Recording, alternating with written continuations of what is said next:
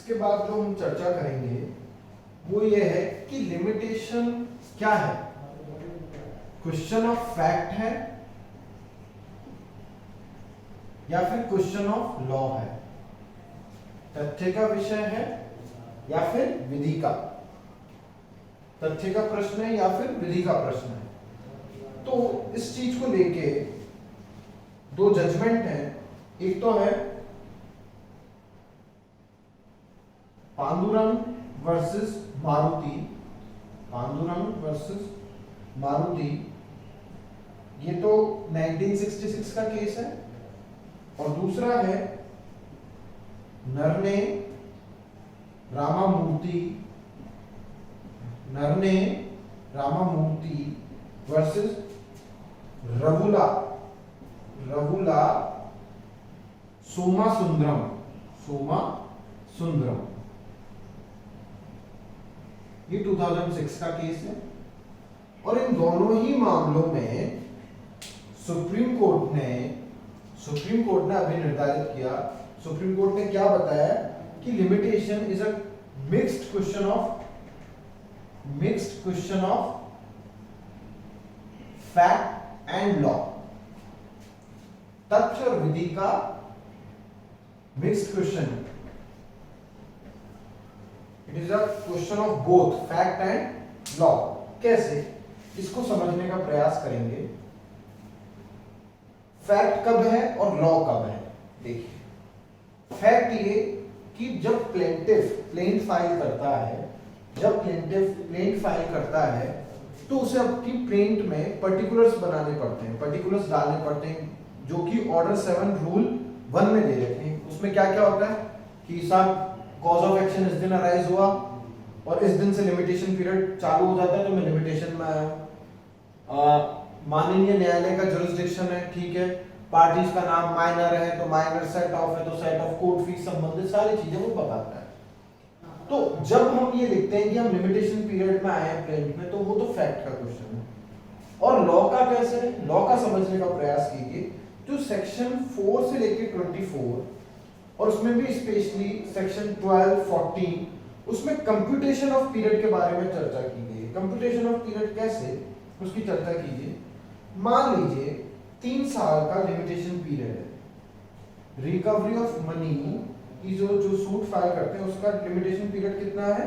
3 years, ठीक है, clear. ये क्या बोलता है, अब मान लीजिए इन 3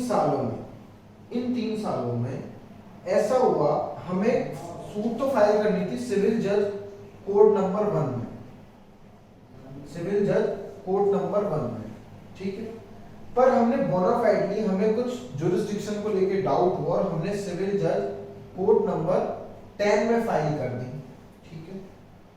और जब हमने फाइल करी तो जब हमारे 1 महीना बचा था, सिर्फ 1 मंथ बचा था एक्सपायर होने में, तब फाइल करी। तो अब हमने 1 महीने क्या हुआ, 1 महीने हमने गलत कोर्ट में सूट चलाई, क्या चलाई, 1 महीने गलत कोर्ट में सूट चलाई। तो ऐसे समझिए, उदाहरण बतौर, कॉज ऑफ एक्शन 1 जनवरी 1991 से अराइज हुआ, ठीक है, और 3 साल का लिमिटेशन पीरियड कब एक्सपायर हो रहा है, 1 जनवरी 1994 को, कोई दिक्कत नहीं है। तो उसमें क्या हुआ, हमने जो सूट फाइल करी वो कब करी, 1 दिसंबर 1993 को, ठीक है, और हमने किसमें फाइल कर दी थी, कोर्ट नंबर 1 में, जो कि एग्जैक्टली होनी किसमें चाहिए थी, कोर्ट नंबर 10 में, ठीक है। जब 1 महीने सूट चली, 1 दिसंबर 1993 से लेके 1 जनवरी 1994, ठीक है, रॉन्ग कोर्ट में चली। 10 जनवरी 1994 को हमें पता चला कि हमारा तो क्या हुआ, लिमिटेशन पीरियड एक्सपायर तो हो चुका था, हमें पता चला कि हम गलत कोर्ट में आ गए, रॉन्ग कोर्ट में प्रोसीडिंग्स हमने चालू कर दिए। तो अब हम जब कोर्ट नंबर 10 में गए, कब, हम मान लीजिए चले गए 15 जनवरी 1994, 10 जनवरी को पता चला और 15 जनवरी 1994 में हमने कोर्ट नंबर 10 में फाइल करी। तो कोर्ट ने कहा भैया आपका लिमिटेशन पीरियड तो 1 जनवरी 1994 को ही एक्सपायर हो गया, ये तो दिक्कत होगी, ठीक है। हमने बताया कोर्ट को कि साहब हम गलत कोर्ट में प्रोसीडिंग्स फाइल कर रखी थी, तो हमें 1 महीने का क्या मिलना चाहिए, अलग से टाइम पीरियड मिलना चाहिए,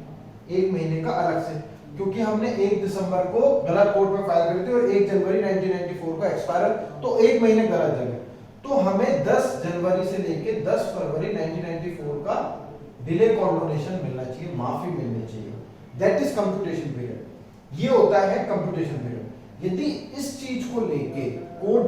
सूट डिसमिस कर देता है, मतलब क्या होना चाहिए, कंप्यूटेशन पीरियड में हमें 1 महीने का डिले मिल रहा था, फायदा मिल रहा था, बेनिफिट मिल रहा था, उसको नहीं सुनने के बावजूद भी क्या किया, कोर्ट ने डिसमिस कर दिया, that is question of law. तो जब प्लेंट में उठाया मुद्दा, दैट इज फैक्ट, जिस पर रिटन स्टेटमेंट में डिफेंडेंट कहता नहीं साहब लिमिटेशन में नहीं आया, ठीक है, तो वो डिसाइड करेंगे। और क्वेश्चन ऑफ लॉ कैसा, कंप्यूटेशन ऑफ पीरियड, जो हम टाइम पीरियड हमें 1 महीने का अलग से मिला, क्योंकि वो हमारा राइट हुआ, हमारे लिमिटेशन में एक तरह से ऐड ऑन हो गया, क्योंकि गलत कोर्ट में जाना पड़ा 1 महीने के लिए, तो हमें ऐड ऑन होकर मिला, वो कंप्यूटेशन ऑफ पीरियड, उसे हम कैलकुलेट करते हैं, that is question of law. यदि क्वेश्चन ऑफ लॉ है तो हम सेकंड अपील तक लेके जा सकते हैं मैटर, क्वेश्चन ऑफ लॉ है तो सेकंड अपील तक मैटर लेके जाया जा सकता है। क्वेश्चन ऑफ फैक्ट है तो ट्रायल कोर्ट और फर्स्ट अपील तक ही सीमित रहता है, इसलिए लिमिटेशन को question of fact and law दोनों बोला जाता है, कि आप फैक्ट के आधार पर भी जा सकते हो कोर्ट में, और लॉ का प्रश्न है, जो कंप्यूटेशन पीरियड हमें 1 महीने का माफी मिलने वाली थी, उसकी वजह से हमें 1 महीना एक्स्ट्रा मिलता, दैट इज कंप्यूटेशन पीरियड, उसके आधार पे हम सेकंड अपील में कि सर हमारी तो सूट वैसे ही डिसमिस कर दी, हमें तो डिले कॉन्डोनेशन मिलना चाहिए था, 1 महीने का राइट मिलना चाहिए था, वो तो कोर्ट ने सुना नहीं, डिसमिस कर दी, तो प्लीज आप हमारी बात सुनिए, कौन सा जो सेकंड अपीलेट कोर्ट है कि हमारी सूट लिमिटेशन पीरियड में थी और हमें इसका फायदा मिलना चाहिए था गलत कोर्ट में जाने, तो इसलिए सूट हमारी डिसमिस ना करें और हमें क्या दें, हमारी रेमेडी दें, जिससे हम अपना राइट एक्सरसाइज कर सकें। बोलिए आई बात समझ में है नहीं है, कितनी तो बात समझ में आई होगी, ठीक। इसके बाद एक चीज और समझनी है हमें, ये तो समझ में आया कि लिमिटेशन किसका क्वेश्चन है, दोनों फैक्ट और लॉ का दोनों का है, ठीक है। एक चीज हमें समझना अति आवश्यक है, क्या कि initial burden of proof limitation का बेसिकली किस पार्टी पर रहता है। तो मैंने आपको बताया था ऑर्डर 7 रूल 1 में स्पेसिफिकली मेंशन किया गया है कि प्लेंटिफ को बताना पड़ता है कि मैं विद इन लिमिटेशन पीरियड में हूं, मतलब इनिशियल बर्डन ऑफ प्रूफ तो किस पर है, प्लेंटिफ पर है, किस पर है, प्लेंटिफ है, बाद में ये शिफ्ट हो जाता है किस पर, डिफेंडेंट पर। फिर डिफेंडेंट अपने रिटन स्टेटमेंट में कहता है कि साहब ये लिमिटेशन में नहीं आए हैं। पहली बात तो प्लेंटिफ को ही बताना पड़ता है कि हम लिमिटेशन में